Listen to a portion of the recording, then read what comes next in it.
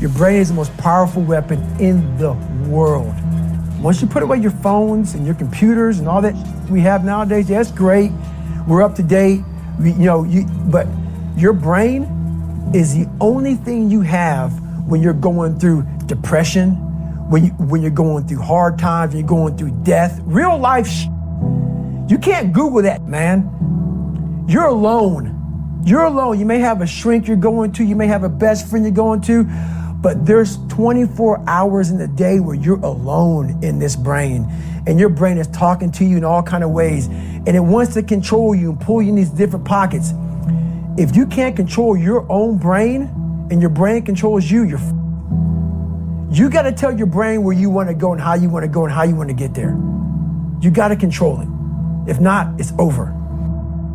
What existed for me was, okay, man, how am I going to make this work?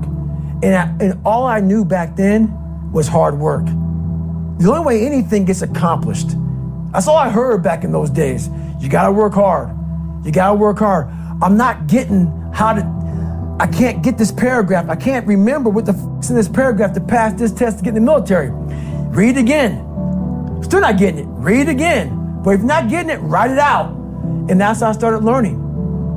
Okay, well, I got to write out everything I do. And then write it out again, and write it out again. And guess what happened? I got it. I can't swim. I'm negative buoyant. Go back again. I can't swim. Go back again. Go back again. Go back again. I got it. I realized if I keep going back and going back and going back until the just becomes, your mind will say, okay, we're going to figure it out. Because he is not going to stop. It's not like I'm gonna try one more time. No, it's just like alarm clock goes off, boop, we're going back. I can't read right, we're going back.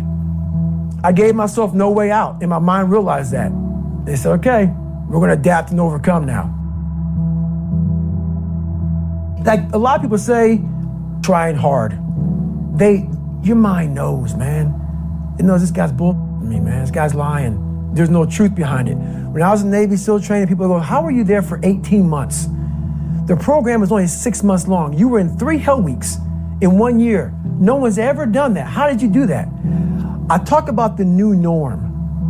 When I lived in a $7 a month place when I was growing up for a short period of time, I loved it. I didn't know any different. That was my norm. Once we moved out of that place, we moved to a $236 a month place. I was like, I never want to go back to that little piece of shit. But if you go back to that $7 a month place and you realize this is where I live, this is all I got, your mind says, roger that, this is home. So when I was going through Navy SEAL training for 18 months and going back through all the hard parts over and over again, I told myself after the first time, I knew it was gonna be a long journey there.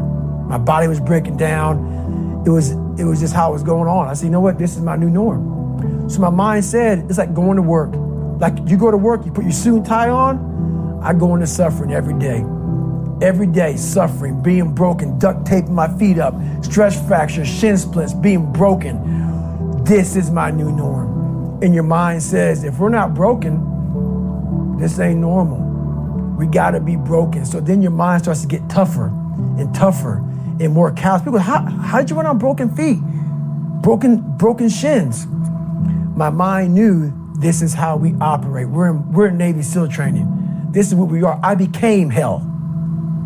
And that became my new norm. I gave myself no way out. There was nothing outside these walls of hell. Nothing. I love God, but for a short period of time, I became the devil because that was hell. I became the boss, the owner, the CEO of Navy SEAL training. That was my mindset. And that's how you get through things. You immerse yourself in wherever it is, and you become that. You become that and give yourself no way out. When I was 297 pounds and I was fat as hell trying to be a Navy SEAL, the scariest thing in the world to me, even to this day, was that could have been the rest of my life. I thought then I was trying hard. That's the scariest thing in the world. I thought then 297 pound, working for Ecolab, spraying for cockroaches, making $1,000 a month. I thought that was me at my 100% potential. Come to find out, a few years later, I wasn't anywhere near that. 106 pounds less, graduated Navy SEAL training, went on to do all these other things. Looking back on that, that was me trying hard. That's why people gotta understand, what is in us, we have no idea until we start trying hard. And I mean really trying hard, where you're obsessed with, hey, this is my new norm. My new norm is that, wow, this isn't always fun. It's not always meant to be fun. And that's when you know you're trying hard. People hear my story and think this guy is sadistic. I realized how the brain works. I figured out how the brain works. I'm a scared kid, and that's what gives me so much power. I had no foundation, and I built this off of just researching the mind. The feeling you get is basically invincibility. You realize that you can't do it all the time. When you need to do it, I know I can go to a place that I can live in. And when you know that you can run on broken legs and you can do certain things that a lot of people can do, but they're not willing to do, this power, this sympathetic nervous system of fight or flight, and you're fighting, it gives you this charge of energy of when you're sitting there at 3:30, 4 o'clock in the morning and you're duct taping your feet up because they're broken, and you're doing it by yourself, and you're going through arguably one of the hardest training in the world.